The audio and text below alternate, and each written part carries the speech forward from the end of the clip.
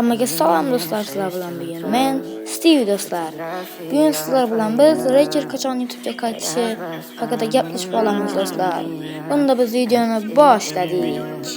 Do'stlar, biz birinchi bo'lib Reker Telegram kanalini va YouTube kanalini tekshirdik. Ozgina ma'lumotlar topdim, shularni sizga hozir ko'rsatib o'taman. Birinchi ma'lumot bu Reker Telegram kanali. Rekerning Telegram kanaliga oxirgi marta kirgan do'stlar 18-oktyabrda kirgan va 28-dekabrda kirgani Telegramda ko'rsatib qo'yildi do'stlar. Undan beri hali onlayn bo'lmagan Reker. Yana nima deyishimiz ham mumkin, yana ko'plab faktlar bor Rekerda.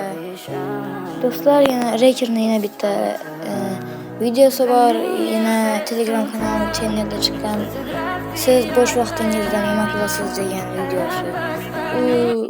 Uning sanasi do'stlar 8-sentyabr.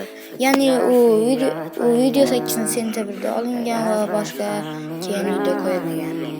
Keyinchalik do'stlar bizning Smert akam bilan ikkimizning ko'zimiz bitta videoga tushib qoldi. Ya'ni video rus youtuberidan chiqqan video. Uning ovozi va skini juda ham Rekernikiga o'xshab ketar ekan. Uning kommentariyasiga men yozdim. Siz Reker emasmisiz deb yozganimdan so'ng u youtuber o'zini Smert akam aytdiki, u youtuber o'zini skinini almashtirganini aytdi. Do'stlar, men shunday ma'lumotni topdim va boshqa ma'lumot topolmadim.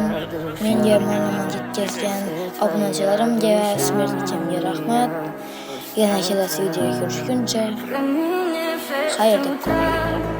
Ikkinchi yana bu videoni Reker kerakkan bo'lsa iltimos Rekerga qayting.